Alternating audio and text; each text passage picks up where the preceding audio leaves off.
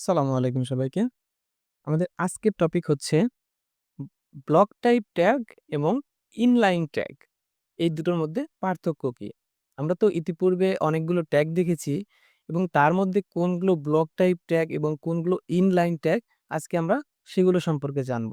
Block type tag কি করে এবং ইনলাইন ট্যাগ কি করে? তো চলেন আমরা ১ম এই দেখে নেই যে ব্লক টাইপ ট্যাগ কোনগুলো? আমরা তো অনেকগুলো ট্যাগ দেখেছি যেমন p tag, b tag, i tag, del, superscript, subscript, h1, h2 তো চলুন আমরা দেখি এর মধ্যে ব্লক টাইপ কোনগুলো এবং ইনলাইন কোনগুলো। তো ১ম এই আমরা দেখি হচ্ছে ব্লক টাইপ ট্যাগ। আমি এখানে একটু একটা হেডলাইন লিখে রাখি একটা হেডলাইন লিখে রাখি যে এটা হচ্ছে ব্লক টাইপ ট্যাগস এবং এখানে লিখি ইনলাইন ট্যাগস। ওকে। ব্লক টাইপ ট্যাগের মধ্যে কি আছে? আ ব্লক টাইপের মধ্যে আছে H1 তারপরে H1 থেকে H6 এ কটা হচ্ছে ব্লক টাইপ ট্যাগ। আ তারপর H2, H3, H4, H5 ওটা হয়নি H4 আচ্ছা এই ৩ টাই লিখি। আর লাস্টেরটা লিখি H6 আচ্ছা এই আ H1 থেকে H6 এই সবগুলো হচ্ছে ব্লক টাইপ ট্যাগ এবং ইনলাইন ট্যাগ। ইনলাইন ট্যাগ হচ্ছে A, A তারপরে B,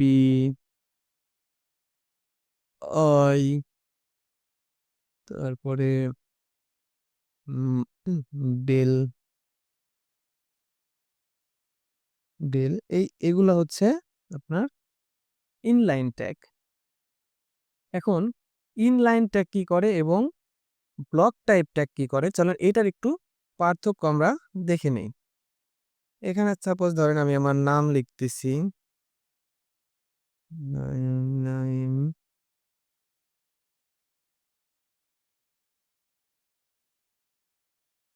আচ্ছা এখানেও আমি আমার নাম লিখতেছি।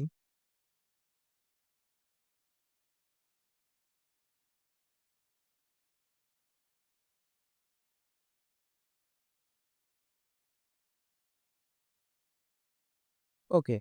তো আমি ২ টাতে একই কাজ করেছি। কিন্তু এখানে ইনলাইন ট্যাগ পুরো জায়গাটা দখল করে ডিসপ্লের এবং সরি ব্লক টাইপ ট্যাগ স্ক্রিনের পুরো জায়গাটা দখল করে এবং ইনলাইন ট্যাগ যতটুকু আমি ব্যবহার করেছি, যতটুকু জায়গা আমার নাম লিখতে দরকার হয়েছে, সেই জায়গাটুকু শুধু ইনলাইন ট্যাগ দখল করবে।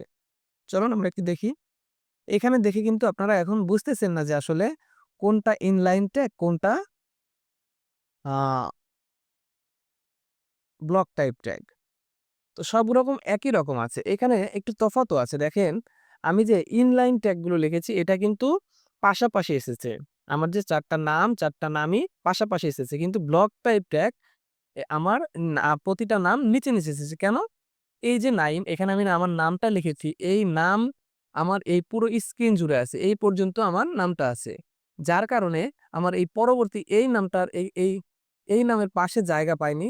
বিধায় সে নিচে নেমেছে। প্রতিটার ক্ষেত্রে একই কাজ ঘটেছে। কিন্তু ইনলাইন ট্যাগ আমার এই যে নাম এই NAIM শুধু এইটুকু জায়গা দখল করেছে। পরবর্তী জায়গাগুলো ফাঁকা। এর কারণে আমার পরবর্তী যে ৩ টা নাম সেই ৩ টা নাম আমার এই পাশাপাশি অবস্থান করেছে। তো চলেন দেখি যে এটা কিভাবে আমাদের হচ্ছে পুরো জায়গাটা দখল করছে। আমরা এইটার যদি একটু আ একটু ব্যাকগ্রাউন্ড দিয়ে দিই তাহলে আমরা দেখতে পারবো যে এটার আসলে জায়গাটুকু কতটুকু নিয়েছে। ব্যাকগ্রাউন্ড কালার আমরা এটাকে রেড করে দিলাম। দেখেন আমাদের এটা পুরো স্ক্রিন দখল করেছে। এবং যদি আমরা পরেরটাতেও দেই সেটাও দেখবেন যে পুরোটাই দখল করেছে। দেখেন এটাকে অন্য কালার করি। দেখেন আমাদের এটাও পুরোটা দখল করেছে এবং এগুলাও সেম। এই ২ টাও সেম। কিন্তু ইনলাইন ট্যাগ কিন্তু তা করেনি। শুধু সে নামের জায়গাটুকু দখল করেছে। চলেন আমরা এটাতেও একটা ব্যাকগ্রাউন্ড কালার দেই।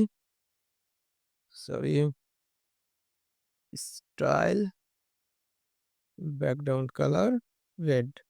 দেখেন শুধু আমার এই নামের জায়গাটুকুকে দখল করেছে। বাকি জায়গাটা ফাঁকাই আছে। এই কারণে আমার এই যে পরবর্তী যে নাম এটার পাশেই অবস্থান করেছে। প্রত্যেকটা এটুকু জায়গায় দখল করেছে। আমি যদি এটাতেও একটা কালার দেই, স্টাইল ব্যাকগ্রাউন্ড, এটা ইয়েলো। দেখেন পরবর্তী নামটাও কিন্তু আমার শুধু যেটুকু জায়গাতে আমার অক্ষরগুলো আছে, আমার নামের অক্ষরগুলো সেই জায়গাটুকু দখল করেছে। পরবর্তী জায়গাটুকু ফাঁকাই আছে। তাহলে আমরা এখান থেকে কি বুঝলাম? ব্লক টাইপ ট্যাগ আমার পুরো লাইনটা দখল করবে এবং ইনলাইন ট্যাগ শুধুমাত্র যেটুকু জায়গা দরকার আমার যে সেন্টেন্স বা আমার কোনো নাম বা যেকোনো কিছু লেখার জন্য শুধু সেই জায়গাটুকু দখল করবে। এটাই হচ্ছে ব্লক টাইপ ট্যাগ এবং ইনলাইন ট্যাগের মধ্যে পার্থক্য। আশা করি বুঝতে পেরেছেন। পরবর্তী ভিডিও দেখার আমন্ত্রণ রইল। ধন্যবাদ সবাইকে।